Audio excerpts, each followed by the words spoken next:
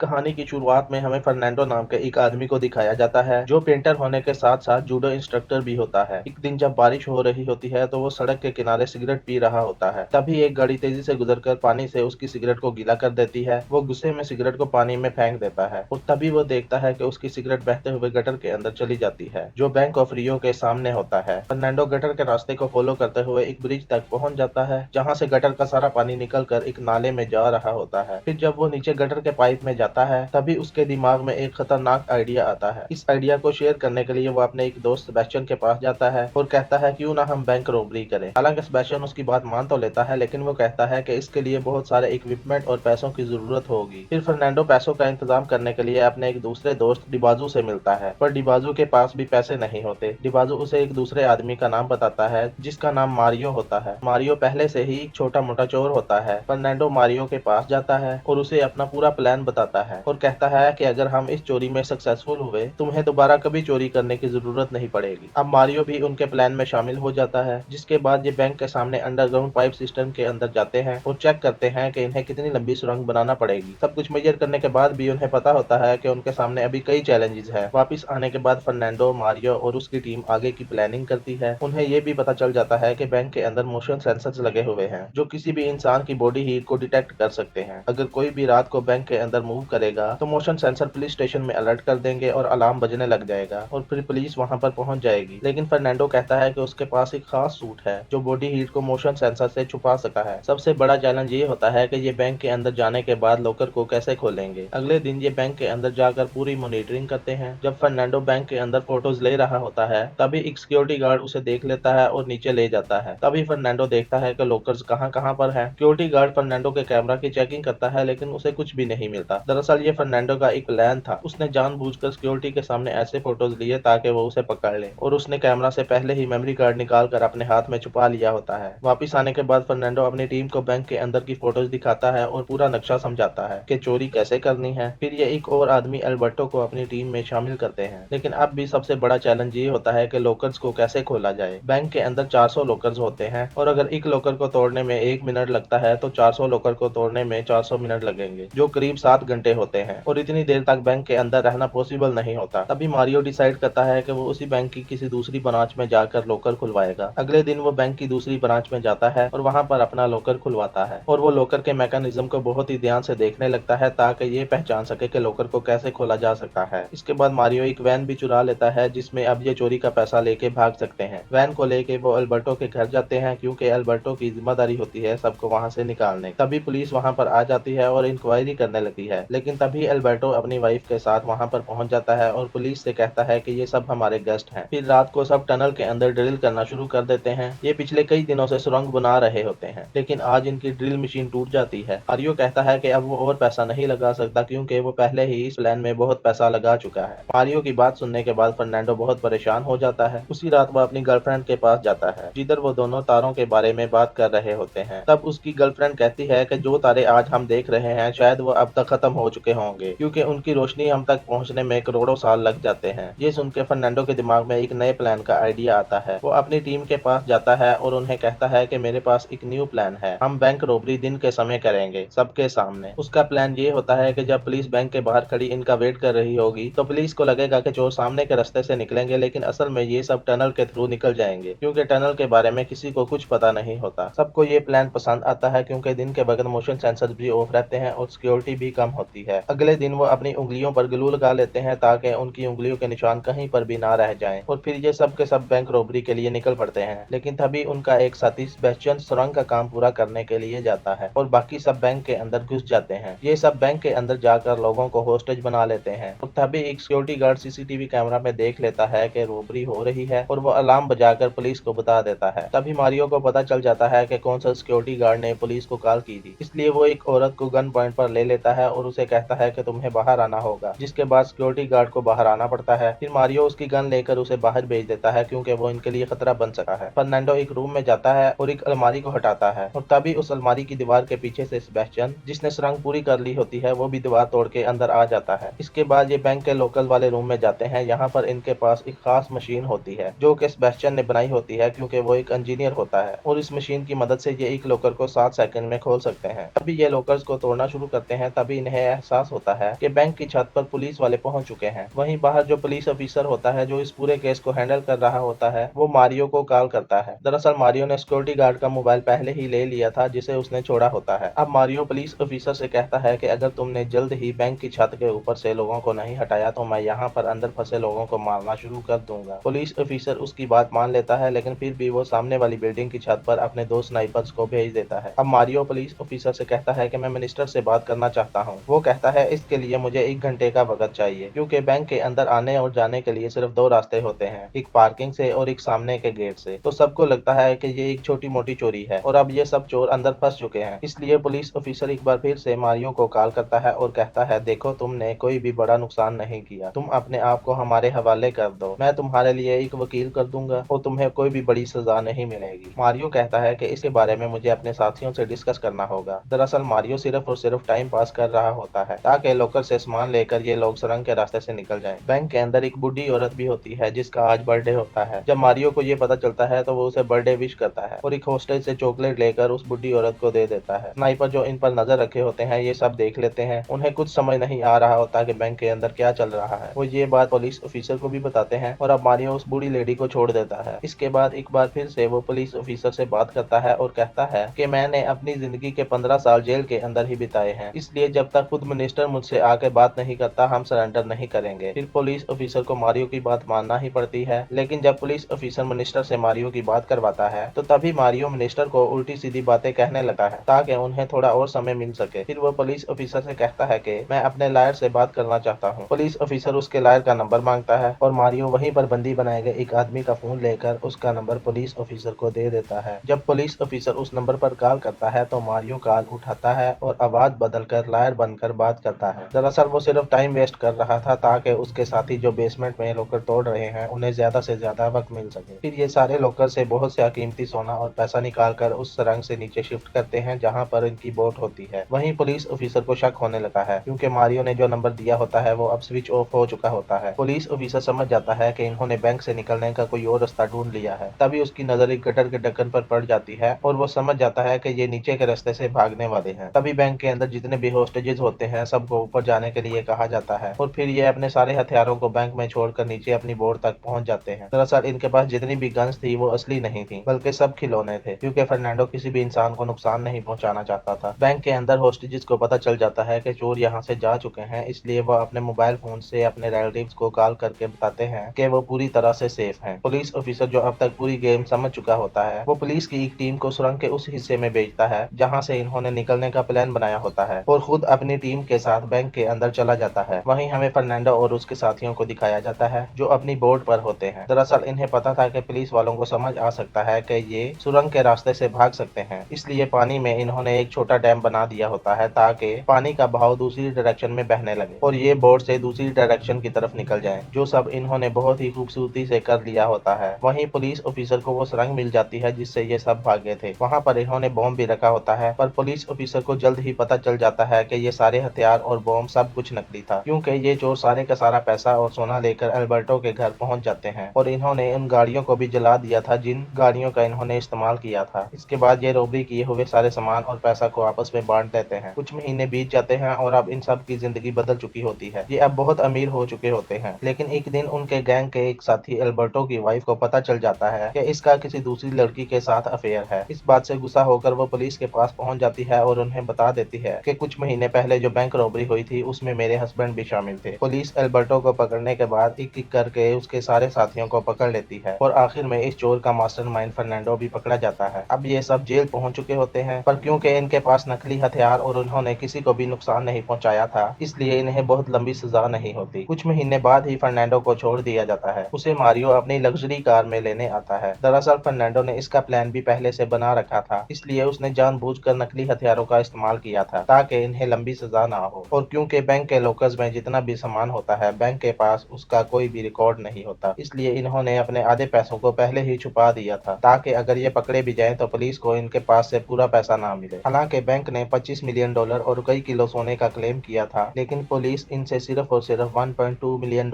और तकरीबन 8 kilo gold ही recover कर पाई, यानी कि बाकी का पैसा और सोना अब भी इनके पास है और अब ये आजाद भी हो चुके हैं। और इसी के साथ ये ट्रू स्टोरी बेस्ड फिल्म यहीं पर खत्म हो जाती है।